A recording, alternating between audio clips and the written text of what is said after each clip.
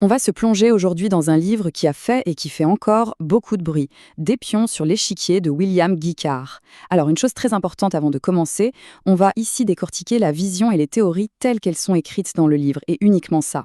Dès le début, l'auteur nous met dans l'ambiance avec cette citation qu'il attribue au révolutionnaire italien Mazzini. Ça donne le ton, n'est-ce pas? L'idée qu'il y aurait une force invisible, une sorte de pouvoir qui tirerait les ficelles non seulement dans le monde, mais même au sein des sociétés secrètes elles-mêmes. C'est vraiment la clé de voûte de tout son raisonnement. Alors, la thèse du livre, elle est à la fois simple et, pour le moins, radicale. En gros, l'histoire qu'on nous apprend à l'école ne serait qu'une façade. Derrière le rideau, une poignée de personnes joueraient avec le destin des nations, un peu comme on déplace des pions sur un immense échiquier mondial. Mais alors, d'où sort une théorie pareille?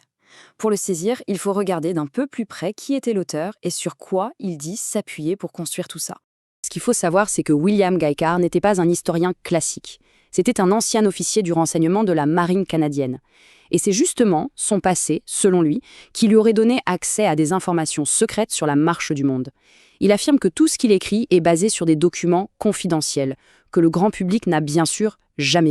Bon, la question qui vient tout de suite à l'esprit, c'est s'il y a un plan, qui sont les joueurs? Qui tire vraiment les ficelles dans cette histoire? Carr donne un nom à cette organisation de l'ombre, le Mouvement révolutionnaire mondial. Et leur but, tel que décrit dans le livre, serait total.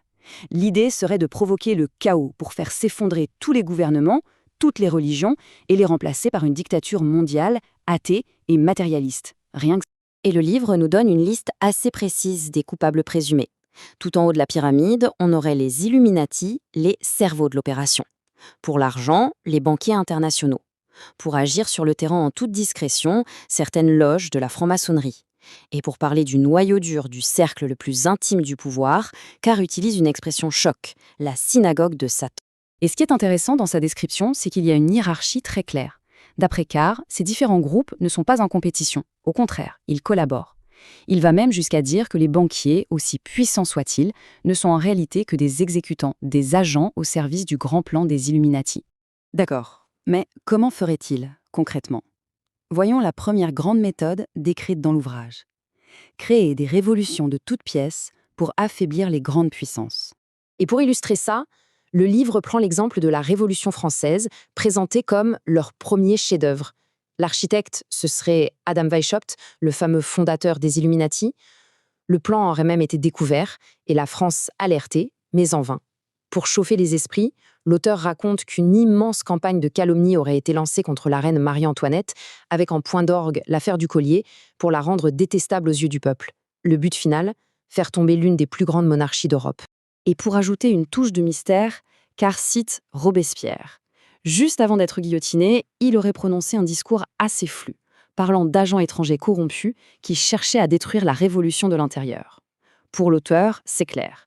En disant ça, Robespierre a signé son arrêt de mort. Après les révolutions, l'autre grande arme, c'est bien sûr l'argent. On passe donc à la deuxième stratégie détaillée dans le livre, l'utilisation de la finance et de la dette pour tout contrôler. Le mécanisme qu'il décrit est d'une simplicité presque effrayante. Première étape, on provoque une guerre. Deuxième étape, et c'est là toute l'astuce, on finance les deux camps. Forcément, la guerre crée des dettes colossales pour tout le monde, et c'est en devenant le créancier des États qu'on finit par prendre le contrôle de leur politique. La guerre devient alors, selon cette logique, un business très rentable. L'exemple parfait de cette méthode, selon Carr, c'est Waterloo. Il raconte une manipulation boursière absolument géniale. Des espions de Nathan Rothschild auraient répandu la fausse nouvelle à Londres que Napoléon a gagné la bataille. Imaginez la panique à la bourse, tout s'effondre. Et pendant que tout le monde vend à perte, les agents de Rothschild, eux, rachètent tout pour une bouchée de pain. Et là, coup de théâtre, la vraie nouvelle arrive. Wellington a gagné. Les cours des actions s'envolent. Et voilà comment, d'après le livre, les Rothschild auraient non seulement fait une fortune colossale, mais aussi pris le contrôle de la Banque d'Angleterre et d'une dette nationale qui atteignait déjà le chiffre fou de 885 millions de livres. Ok, on a vu les révolutions, les guerres, la finance, mais tout ça, c'est juste des moyens. Quel est le but final? C'est quoi le grand projet derrière tout ça, toujours selon William Guy Carr? Et c'est là que Carr sort ce qu'il présente comme la preuve ultime, la pièce maîtresse de son dossier. C'est un extrait d'un discours qu'il attribue à un certain rabbin Rabinovitch qui aurait été prononcé en 1952. Le message est direct. Alors, il est absolument essentiel de préciser ici que l'authenticité de ce discours est plus que contestée, elle est largement considérée comme un faux par les historiens, en dehors des cercles qui adhèrent à cette vision du monde. Au final, ce que fait le livre D'Épions sur l'échiquier, c'est poser une question assez vertigineuse. En nous présentant l'histoire non pas comme une suite d'événements, mais comme une partie d'échecs géante, il nous pousse à nous demander qui a vraiment le pouvoir? Qui sont les vrais joueurs? Et c'est sur cette interrogation que l'on termine ce tour d'horizon du récit de William Guicard.